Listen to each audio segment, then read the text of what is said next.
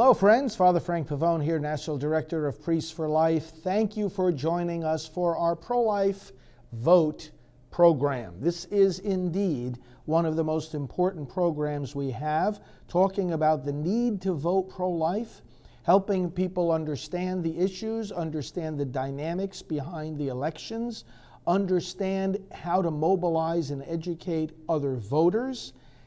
And we're motivated in this broadcast by the need to end abortion, to end the Holocaust that we are living under, to end the killing of children.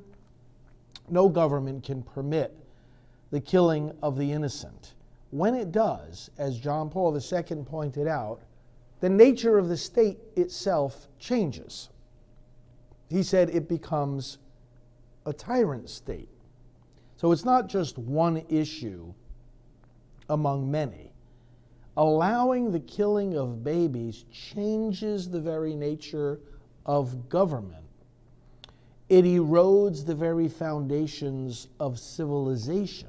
If you erode the foundations, and both the Pope in his encyclical, The Gospel of Life, John Paul II, and the United States bishops 3 years later in their document, Living the Gospel of Life, say that this is exactly what happens. Abortion attacks the very foundations of the civilization and of the nation. Well, then nothing else can stand. If the foundation falls, so does everything else. So this is not just one issue we're talking about. It's the very purpose of government, the very nature of the state. And that's why we talk about it here as our principal mission, as our number one message, and as something that we can never tire of paying attention to. That's what I want to talk about here tonight for a little bit. The other day there was yet another debate between the Democratic presidential candidates. And it was held in Ohio. And in that debate, they indeed spent some time talking about the matter of abortion. Now, as I always say, those who support abortion, including the politicians, never describe it. In fact, they pretend to be talking about abortion, but they never really talk about abortion. And you'll see that dynamic in the clip that I'm going to play for you from that particular debate just a short number of days ago. They talk about reproductive freedom, reproductive rights, reproductive justice, controlling one's body, women's rights and women's health, but they don't talk about abortion. And this, brothers and sisters, is what we always have to keep in mind when we hear politicians pretending to talk about abortion, making us think they are talking about abortion, making us think they know what they're talking about when they pretend to talk about abortion, and really they're not even talking about abortion. Not one of those people on the stage, and we'll hear from some of them here in a moment, would dare open up a medical textbook on abortion and read a description of what it is.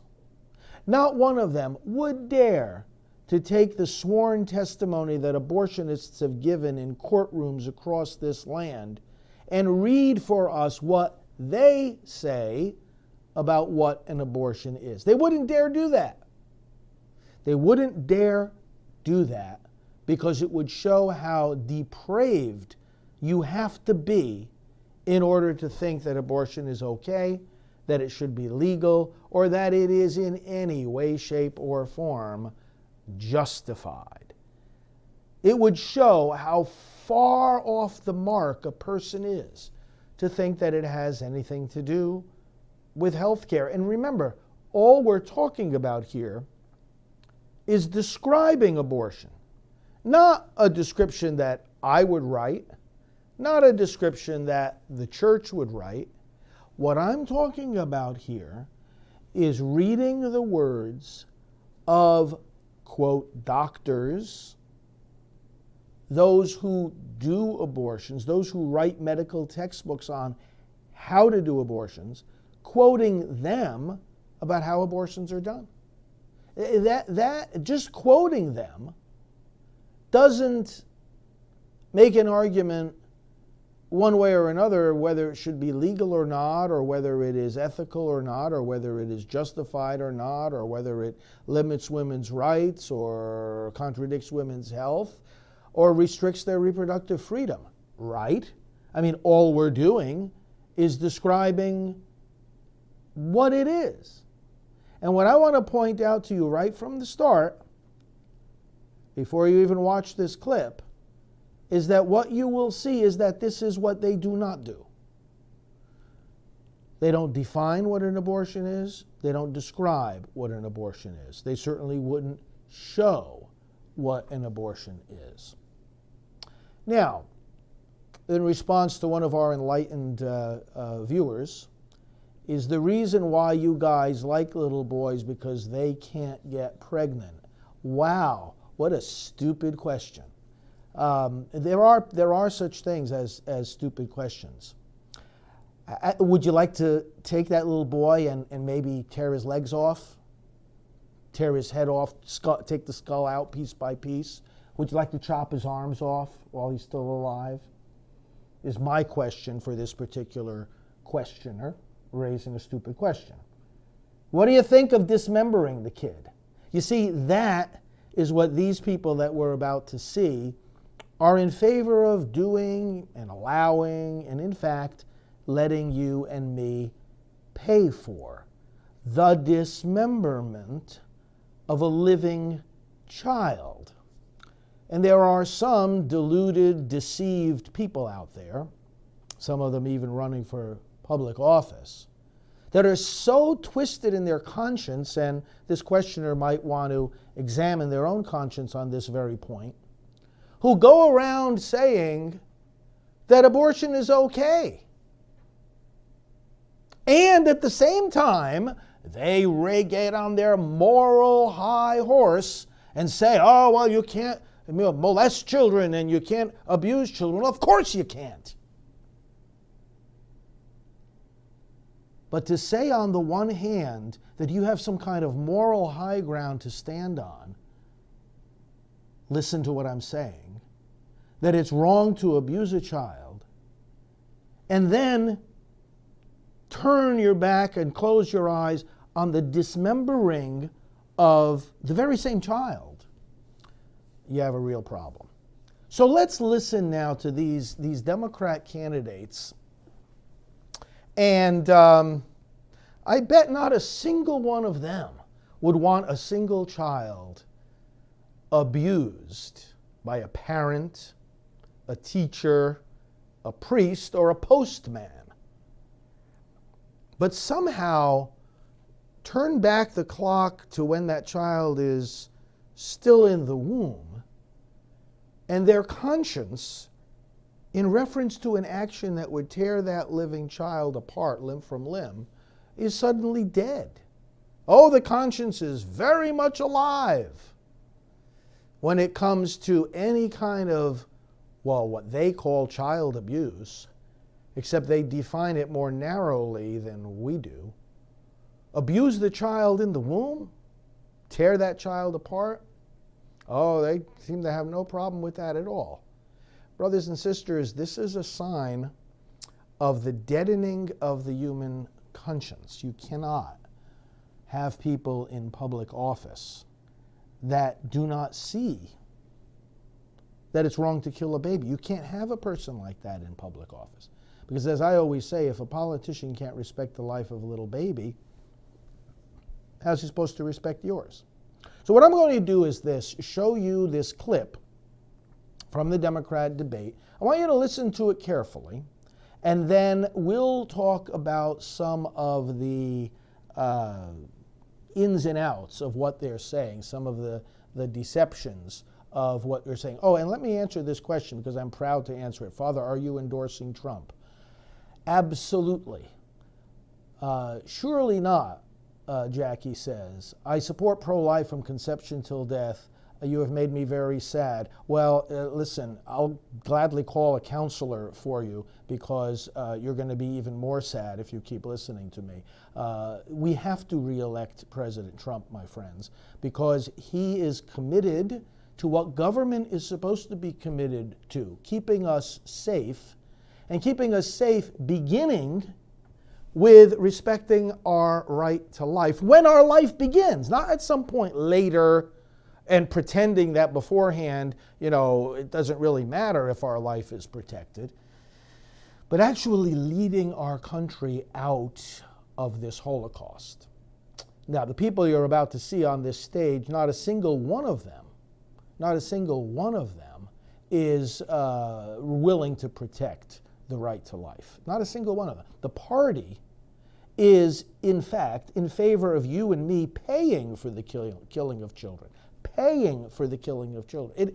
It just, it is so bizarre that we even have to say these things. As I always point out to people, my job is really very easy.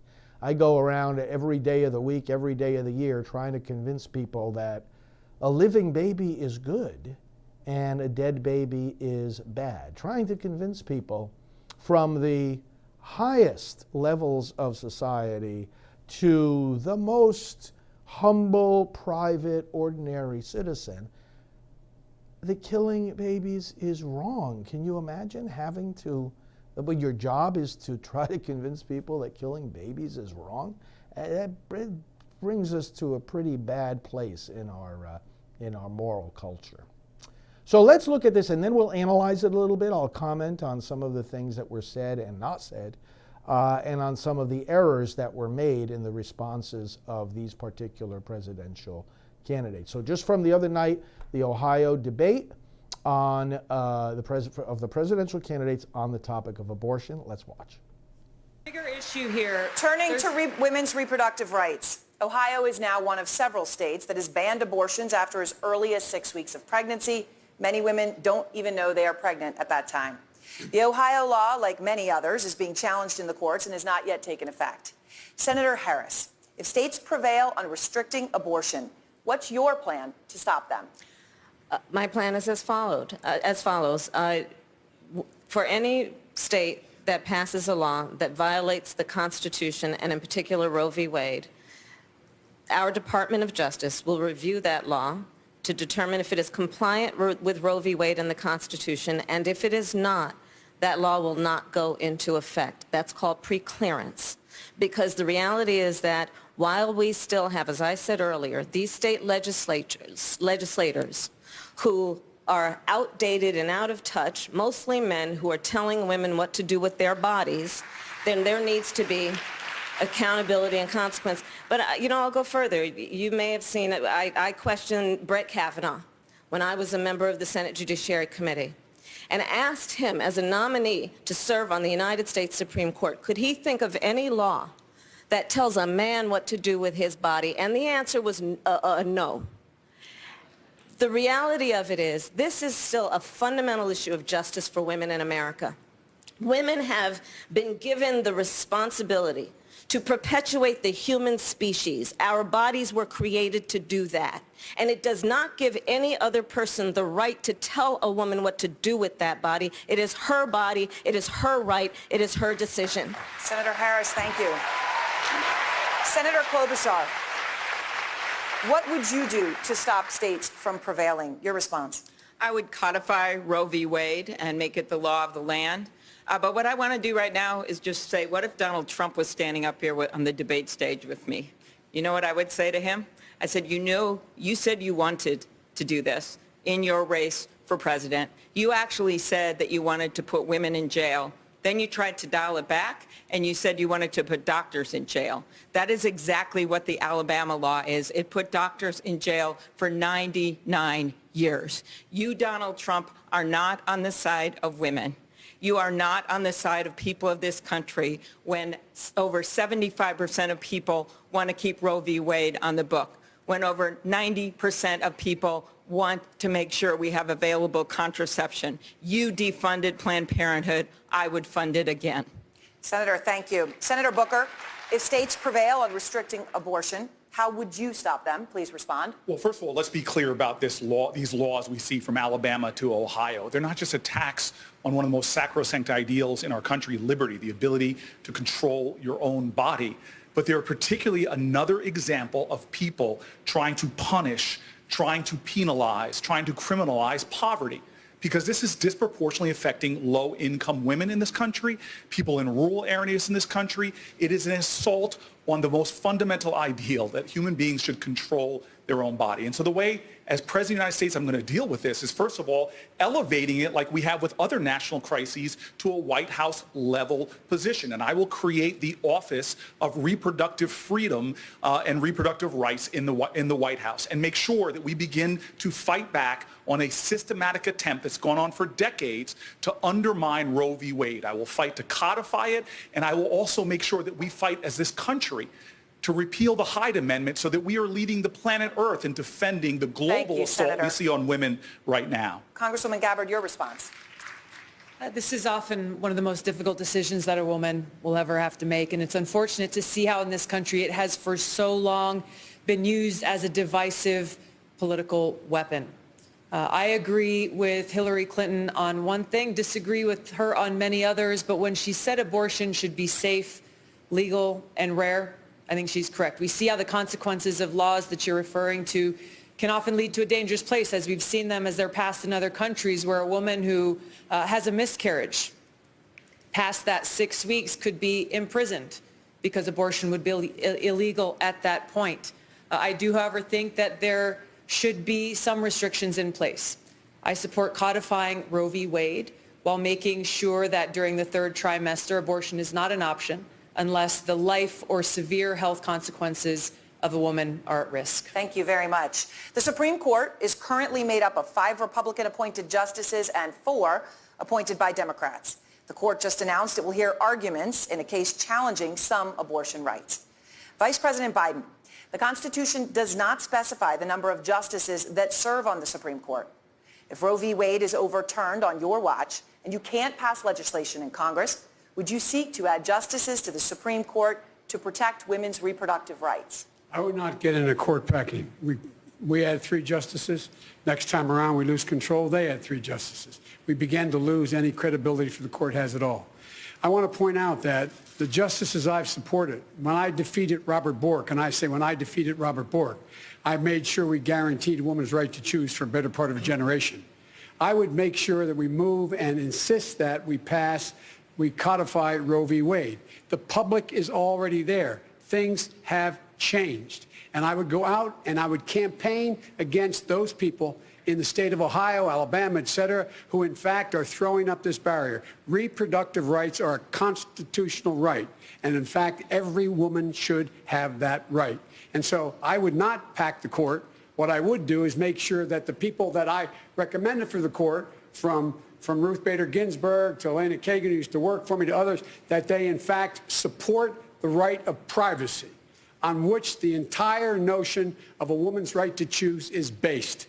And that's what I would do. No one would get on the court. And by the way, if in fact at the end of this, beginning next year, if in fact one of the justices steps down, God forbid, in fact, I would make sure that we would do exactly what McConnell did last time out. We would not allow any hearing to be held Thank you, Mr. for Vice a new President. justice. Mayor Buttigieg, you have discussed expanding the court from 9 to 15 justices. What's your response to the Vice President? That's right. When I proposed reforming the Supreme Court, some folks said that was too bold to even contemplate. Now, I'm not talking about packing the court just with people who agree with me, although I certainly will appoint people who share my values. For example, the idea that women's reproductive freedom is an American right. What I'm talking about is reforms that will depoliticize the court. We can't go on like this, where every single time there is a vacancy, we have this apocalyptic ideological firefight over what to do next. Now, one way to fix this would be to have a 15-member court where 5 of the members can only be appointed by unanimous agreement of the other 10. Smarter legal minds than mine are discussing this in the Yale Law Journal and how this could be done without a constitutional amendment. But the point is that not everybody arrives on a partisan basis. There are other reforms that we could consider.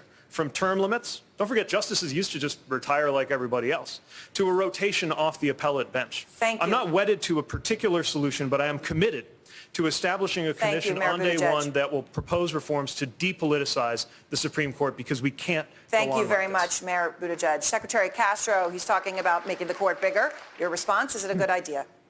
I don't think it is. I wouldn't pack the court. I think the plan that Mayor Pete mentioned is an interesting one, but I actually believe if we were selecting from one of those things, that the smarter move might be to look at term limits or having people cycle off from the appellate courts so that you would have a replenishment of perspective.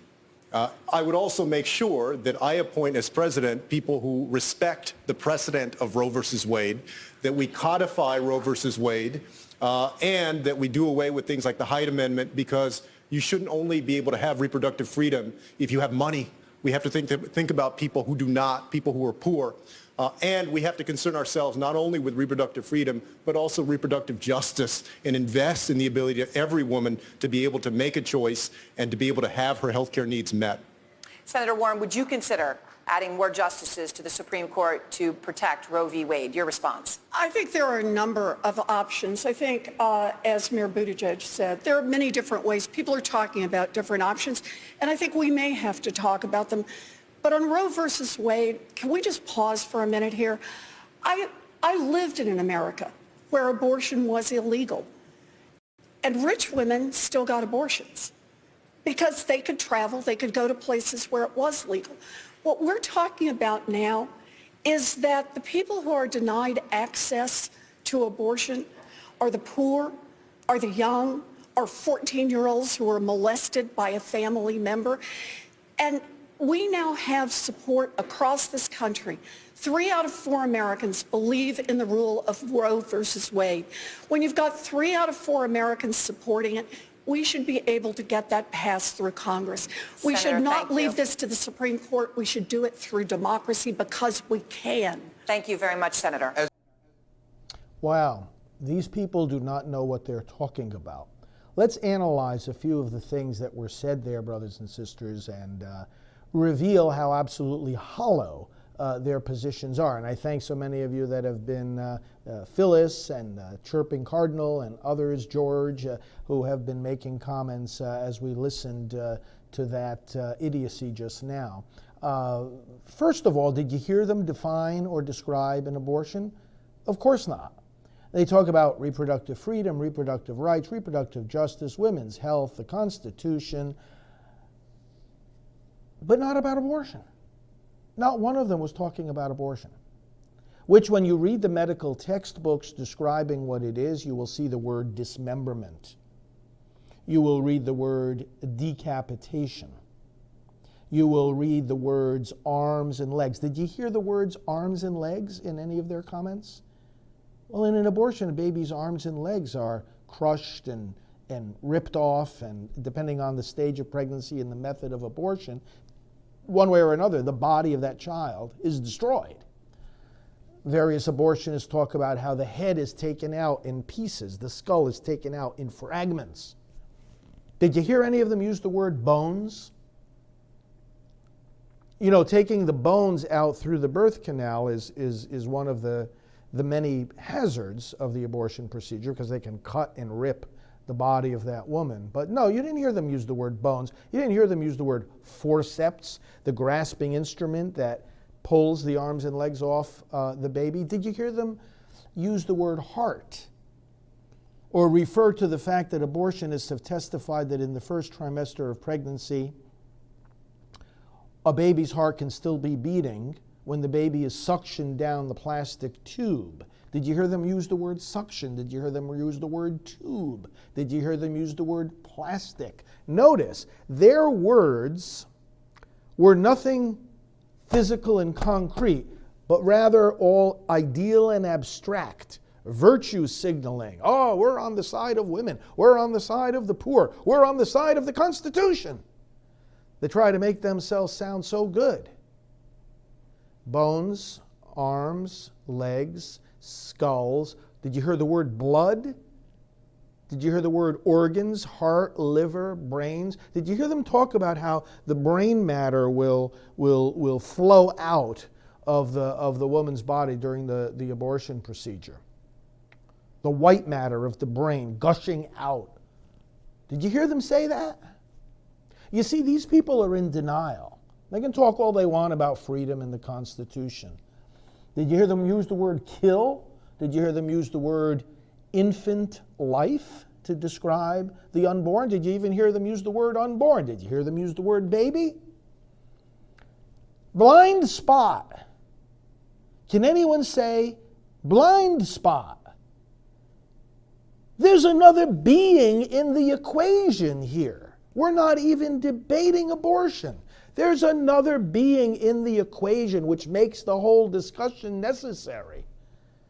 You can't just stand there and talk about the rights of women and pretend that there's not another human being there. Brothers and sisters, even the abortionists admit this is ending the life of a human being. Even the court, the Supreme Court, has acknowledged that abortion ends the life of a human being. And do these people have the honesty to even say it? I mean, if they're really going to be honest, they would say it and then say that they support it. Yes, I know that abortion is dismemberment, or they could even quote the Supreme Court in multiple cases. Roe v. Wade is not the only abortion case that the Supreme Court has decided. There have been multiple cases since then. And in those cases, so for example, the 2007 Supreme Court case, Gonzalez v. Carhart, in which the Supreme Court describes how the baby bleeds to death. I wonder how come that phrase, bleeds to death, wasn't quoted by these Democrat candidates who love the Constitution so much, except on the days that they're shredding it to pieces, which happens to be, I don't know, every day that ends in a Y. Bleeds to death. Like Mary is saying, they don't care. They really don't care. And that's the fundamental problem. I'm going to answer some of the other silly things they said. But the fundamental issue here is they don't care about human life. And the protection of human life, my brothers and sisters, is the first duty of government, not the second or the third after you've established, like Senator Booker wants to do, the Office of Reproductive Freedom and Rights. Give me a break. We're going to establish the Office of Reproductive Freedom in the White House. Is that the first purpose of government? Is that why the White House is there? Well, let's go through some of what we just heard. Right away, you heard right at the beginning of that clip, the CNN debate moderator, right away, right from out of the gate, putting only one perspective on the very question of abortion, and that is referring to it as reproductive rights. But right away, that takes one side over the other, and even in asking the question.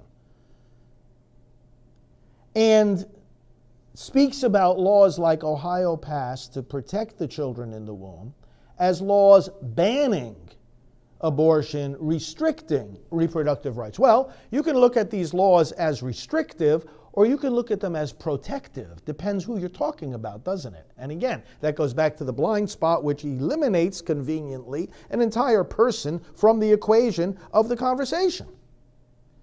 Are you just restricting the so-called rights of the woman, or are you protecting the baby? Defend the Constitution. Now, Harris started off with this, and so many of the others jumped on it too. She said, I would defend the Constitution and Roe versus Wade, as if they were the same thing. My friends, get a copy of the Constitution. I carry one around in my suit jacket pocket all the time. Have a pocket Constitution with you. It's a great sign of our patriotism. And read it every once in a while. It's not a long document. And find for me in the Constitution the word abortion. Find for me in the Constitution the term reproductive rights. It's not there. The Constitution is silent on abortion. To say that somehow upholding Roe versus Wade is the same as upholding the Constitution is just plain ridiculous. There is no such thing in the Constitution as a right to abortion. And then Harris goes so far as to say that the states can no longer pass their own laws. Did you hear carefully what she said? That if a state passed a law protecting babies in the womb, in her vision of what her presidency would be like, the federal government would stop the states from even enacting a law. Like Janet is saying now, the left is sick. They have no regard not only for the babies and their moms, but for the way our government in this country is set up. Now, then she goes into the assertion that, oh, by the way, it's mostly men in these legislatures that support these laws that they detest because these laws restrict abortion. Mostly men. Well, it was completely men who passed Roe versus Wade. It was all men. So to say that because it's men making the decision about abortion that somehow that deserves less attention or less respect or has less validity is a self-contradictory position for people who claim to be supporting Roe v. Wade. Roe v. Wade was voted on and passed by men. First of all, it doesn't make any difference what gender you are. What makes a difference is the truth of what we're saying. In fact, there was even, I told you, the Supreme Court has ruled multiple times on abortion. Do you know that one of those rulings, Bray versus Alexandria, actually dealt with the question of whether or not there are rational reasons, rational positions for opposing abortion other than gender, other than the fact that you're a man, other than the fact that people are trying to say you're against women? There's actually a Supreme Court case dealing with that question, and guess what the court said? The court said what any of us who have common sense would say.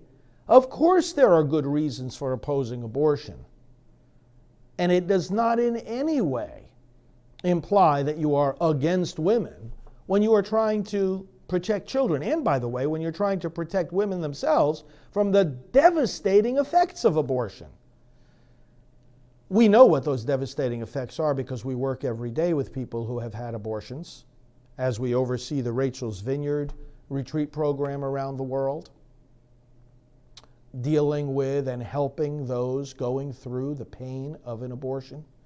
As we work every day with the women and men of Silent No More who talk about the devastation abortion has brought to their lives, the devastation of abortion physically, emotionally, psychologically, spiritually, relationally, the way it tears apart the family, destroys one's self-esteem, affects one's ability to make decisions or to continue with education and career, the very things that some of them thought they were preserving by killing their child, not realizing that maybe killing their child would so devastate them that they wouldn't be able to continue with those things anyway. But do these people care about that? Do they even want to mention that? If you think, as so many of them said in that little clip, that you are on the side of women and you're advancing women's health, don't you think maybe you should stop and ask the question, what does abortion do to women's health? And look at study after study after study that shows the devastating impact of abortion on women's health? But no, not one mention of that.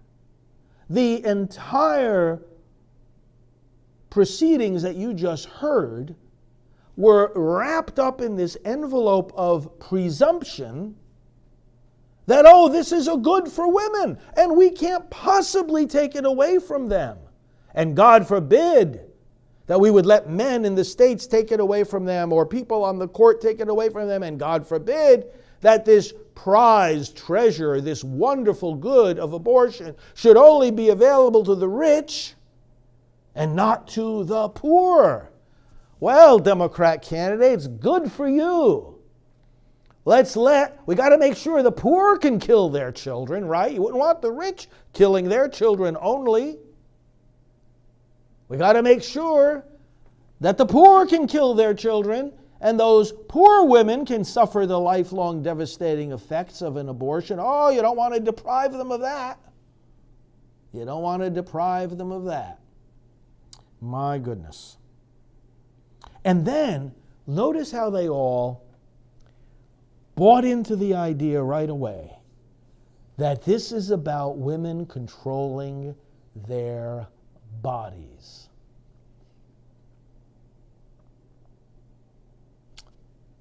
Let me ask you right now, how many of you think that there are laws in effect right now that legitimately restrict your ability to control your body? And they even went so far as to say Kamala Harris thought that she was saying something smart. She was so proud of herself that she questioned Brett Kavanaugh as to whether there are any laws that prohibit men from doing what they want with their body. Have you ever heard about drug abuse? Have you ever heard about illegal drug use? Oh no, there's no laws that tell men what they can do with their bodies. You ever heard about illegal drug usage? How about lying down in the middle of the street? How about standing up in an airplane while the airplane is taxiing down the taxiway? Or taking off on the runway. You ever try to stand up in an airplane and get told by the airline staff that you are breaking federal law? Oh yeah, we can control our own bodies. Oh, of course we can. If somebody gets in my way while I'm walking down the aisle in the supermarket, I can push them out of my way, right? I mean, just shove them out of my way. I can lie down in somebody's driveway and prevent them from driving their car into their own driveway. I can do that, right? I can control my own body. I can go outside and, hang from the nearest overpass just for the fun of it. I don't go there and see how long I can hang there. I'll have my friend standing up there ready to pull me up in case my arms get tired. Well, yeah, I can control my own body. No law is going to tell me. Actually, there is no law that tells men what they can do with their bodies, right? I mean, we go out and lie down on the highway every night. How on earth do we allow people, like we just heard, to say nonsense like that? How do we allow this? How do we allow people we consider to be educated people to speak utter nonsense like this? How do we allow people that some people think are worthy of the highest office in the land? How is it, my friends, that we let them get away with speaking this nonsense? It really is hard to fathom. Now, Harris made an interesting assertion there. She said, and it's so self-contradictory like all the pro-abortion positions are, that women are entrusted with the perpetuation of the species, and then she goes on to say, in other words, that, well, therefore, they should be allowed to kill their babies. Do you realize how silly this is? If you're entrusted with the responsibility of perpetuating the species, which, of course, by the way, women can't do by themselves, but putting that aside for a moment, yes, they do have an inherent responsibility for the perpetuation of the species. It's called motherhood. How on earth does then that lead to the right to not perpetuate the species and kill your offspring? They say these things pretending that because they're saying one set of words right after another set of words, they're pretending that there's some kind of logical connection between the two sets of words, when there actually isn't. Amy Klobuchar. Oh, isn't this terrible? They're going to throw doctors in jail. You don't think medicine is supposed to adhere to any legal standards? What do you mean? Well, what's so bad about throwing doctors in jail? When they kill people, they're not supposed to be subject to a jail sentence? And then, of course, the assertion that a number of them made that 75% of the American people support Roe versus Wade is a completely deceptive statement. First of all, there have been analyses done of the polls that have been taken on abortion since the time of Roe versus Wade, and the analysis of those polls, based on the way the questions are asked, have made it crystal clear that, for the most part, the surveys asking people about Roe v. Wade do not accurately reflect in the question what Roe v. Wade actually said. See, if you're going to ask people, or you're going to try to say what most Americans think about Roe v. Wade, you have to make sure that what they're thinking about is Roe v. Wade, right? Roe v. Wade said something very specific. It said abortion can be done throughout all 9 months of pregnancy, but that the states could prohibit it in the 7th, 8th, and 9th month, and could regulate it in the earlier months under certain conditions.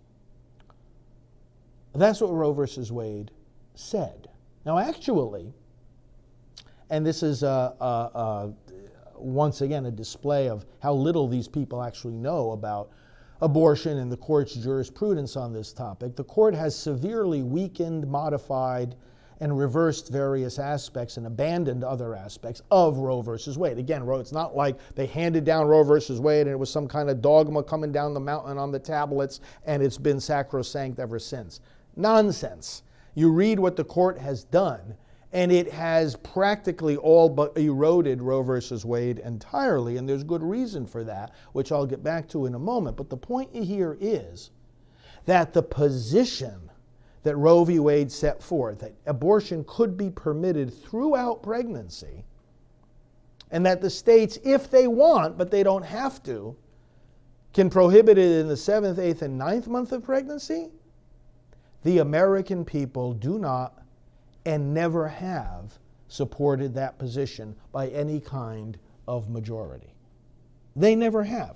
Now, I have some recent polling here, for example, because then, as you noticed in that debate clip, the way that the conversation went on towards the end was, well, what should we do about the Supreme Court? And the only way, the reason that they would be talking about that is that they correctly see, thanks to President Trump, that the courts are slipping out of the hands of the left. The courts are no longer a reliable tool for the left to impose their agenda on the rest of America, which is what they've relied on the courts to do for decades. But President Trump, having placed now some 180 federal judges on the federal courts, including 2 Supreme Court justices for lifetime appointments, he's making them very, very scared. And so they have to think about, somehow we have to change the way that the Supreme Court is put together, because, what they're not saying, but what is motivating them to say all this, is that they're losing control of the courts. Well, yeah, elections have consequences. But then they try to say, erroneously, that the public is with them on Roe versus Wade. The public is not with them on Roe versus Wade.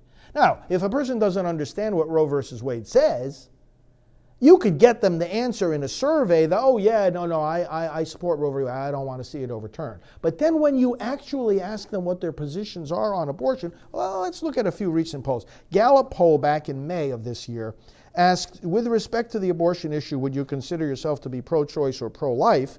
Pro-life respondents 49%, pro-choice 46%. A CNN poll, same people who moderated that debate back in May, asked this question: do you think abortion should be illegal in all circumstances or in only a few circumstances, as opposed to legal under most circumstances or all circumstances? Where do you think the majority fell in those, if you split it out as 2 different positions? Either I want it always illegal or legal only in a few cases, versus I want it always legal or at least under most circumstances. 54% of the respondents to a CNN poll, 54% of the American people said they either wanted illegal always or most of the time. The majority of people reject the vast majority of the reasons abortions are done. Another way to say that, the majority of the people reject the position of Roe versus Wade. That's very different from what these Democrat candidates just said about 75% of the people supporting Roe versus Wade. Going even further, back in January, Marist poll did a survey and asked this question: what do you think about banning abortions after 20 weeks, except to save the life of the mother? Now, Roe versus Wade permits abortion after 20 weeks. In fact, the U.S. is only one of 7 nations that do that. Banning abortions after 20 weeks, 59% said they strongly support doing that. And in those who oppose, whether strongly or not, 32%. That certainly doesn't sound like the American people are with Roe versus Wade. More detailed question here in a June poll that came out in June of this year, a Marist NPR PBS NewsHour poll, talked about this because there are various states talking about these laws prohibiting abortion after 20 weeks. Which statement most closely describes your own position on abortion? And then they list 6 different positions. Never permitted in any circumstance, permitted only to save the life of the mother, permitted only in cases of rape, incest, or to save the life of the mother, or permitted only during the first 3 months. 70% of the people had one of those positions. Only 29% said it should be only during the first 6 months or available anytime during pregnancy. So again, most of the people do not support the position contained in Roe versus Wade. So you can't stand there honestly and say that most Americans support Roe. Most Americans oppose the positions contained in Roe versus Wade, even though they may not know what position is contained in Roe v. Wade because nobody told them, including the person asking the question on the poll. Furthermore, looking a little bit more at what some of these folks said. See, so what they all tried to say, or just about all of them, I think they all said it. They want to codify Roe v. Wade. What they're trying to say is, let's take this from the realm of the court and actually put it in the realm of the legislatures. You know what I say to the abortion supporters? If you're so interested in codifying Roe versus Wade, what have you been waiting for? And of course, the reason they haven't done this decades ago is what I just said, and is reflected in these polls. The American people have never bought into the position of Roe versus Wade. So why do they want to codify it now after 46 years? Now you're going to get around to codifying Roe versus Wade? To putting what the court said, you're putting what the 7 men on the court said back in 1973 into laws that you want to pass today? Oh, by the way, you want men to pass those laws too? Or the votes of men on abortion don't matter? Oh, I would codify Roe versus Wade. How? We just have women vote on it and, exclude the pro-life women? This is such garbage. They don't know what they're talking about when they say codify Roe versus Wade. Because as I already mentioned, Roe versus Wade permits not only regulations and restrictions on abortion, but in the 3rd trimester permits the states to prohibit it. These people on that stage, with the exception of Tulsi Gabbard, who said, contrary to all the rest of them, that abortion should not be permitted in the 3rd trimester, all believe that it should be permitted at any time for any reason. So how do you codify a decision that permits abortion to be banned in the 3rd trimester and claim that women should be able to control their own bodies and we should have no restrictions on it? The way that you do that is by speaking when you don't know what you're talking about.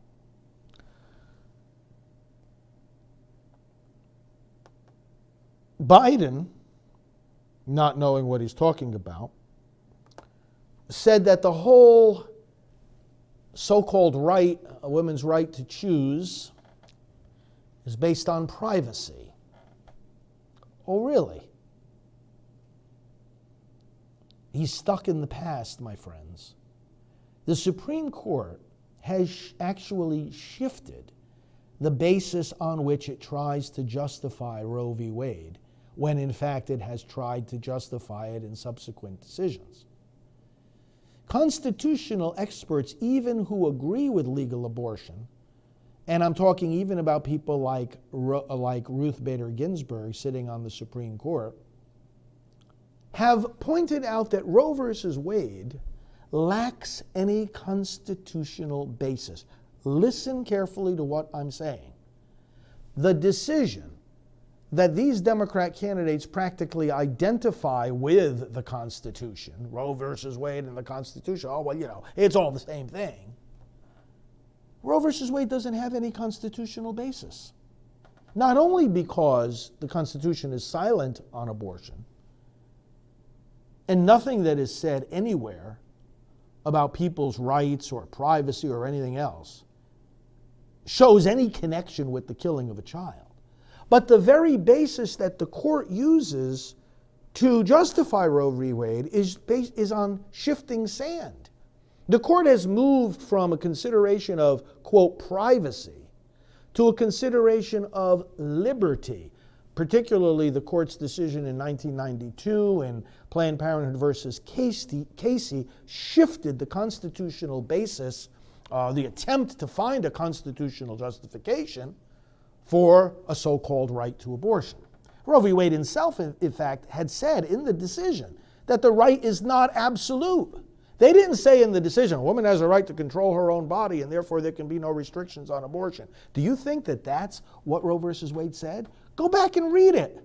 In fact, how many of you have read the Roe versus Wade decision? I'd like to ask those candidates how many of them have read the Roe versus Wade decision.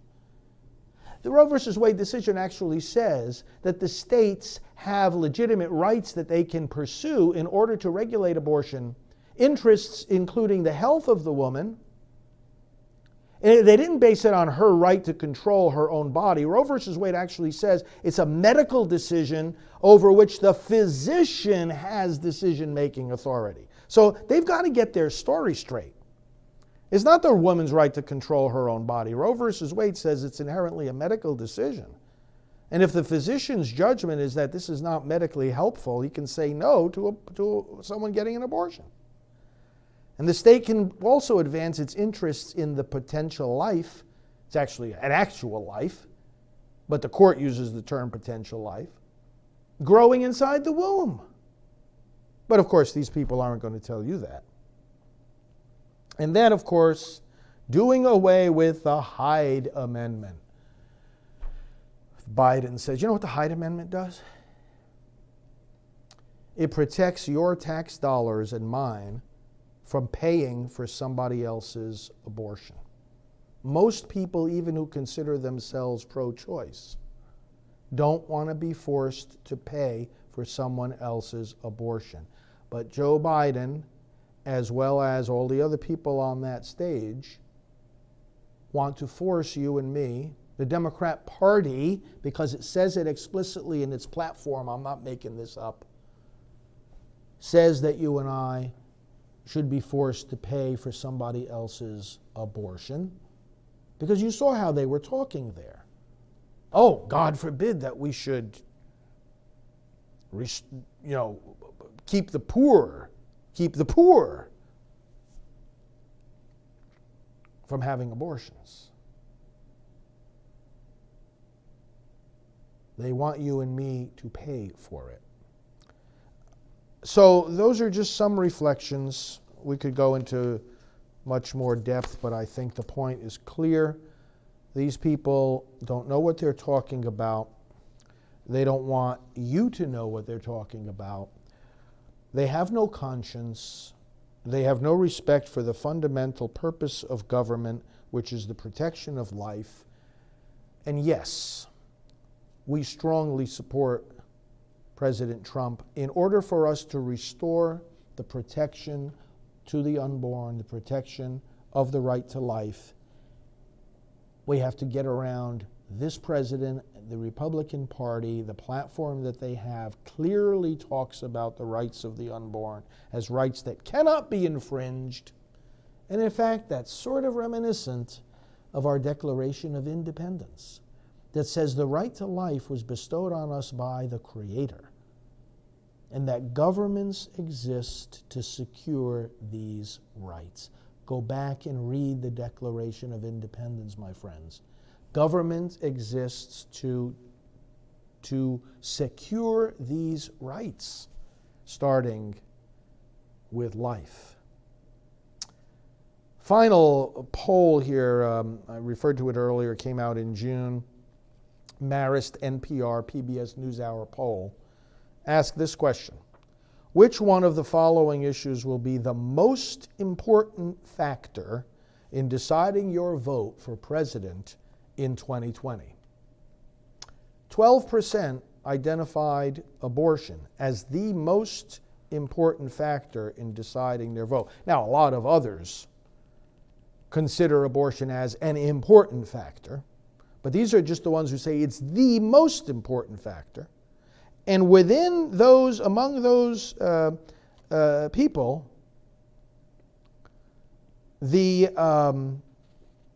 number who are pro-life is twice, more than twice, the number who are pro-choice. There is more than a 2-to-1 margin among those who vote on the abortion issue as the most important issue in their vote for president in this upcoming election, more than a 2-to-1 margin voting pro-life. That can sway the whole election right there. So never think that this is an issue that's being ignored. It's not. Never think that this is an issue which cannot swing the election. It can. Never think that your position or your vote on this is unimportant. It's monumentally important. And never think that you can't influence other voters just based on this issue. Because you can. And in fact, we must.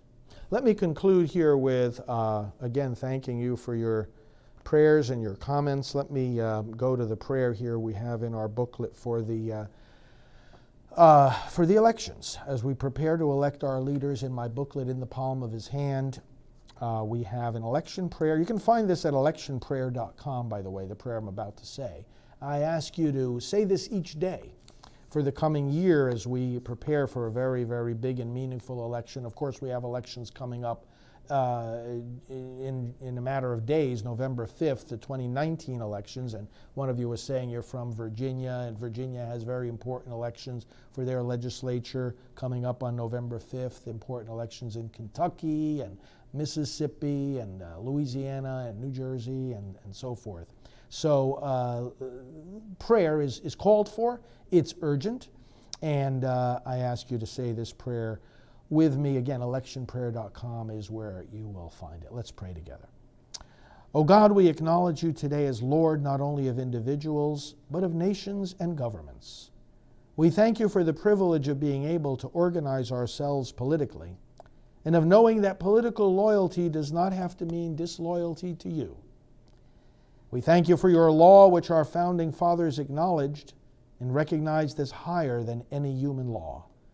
We thank you for the opportunity that this election year puts before us to exercise our solemn duty not only to vote, but to influence countless others to vote and to vote correctly. Lord, we pray that your people may be awakened. Let them realize that while politics is not their salvation, their response to you requires that they be politically active. Awaken your people to know that they are not called to be a sect fleeing the world, but rather a community of faith renewing the world. Awaken them that the same hands lifted up to you in prayer are the hands that pull the lever in the voting booth, that the same eyes that read your word are the eyes that read the names on the ballot, and that they do not cease to be Christians when they enter the voting booth. Awaken your people to a commitment to justice, to the sanctity of marriage and the family, to the dignity of each individual human life, and to the truth that human rights begin when human lives begin, and not one moment later. Lord, we rejoice today that we are citizens of your kingdom.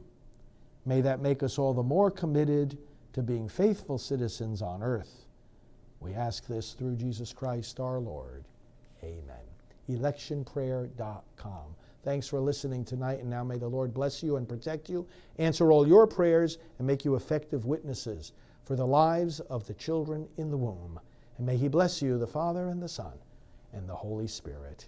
Amen. Father Frank Pavone here of Priests for Life. Talk to you again tomorrow. Have a good night.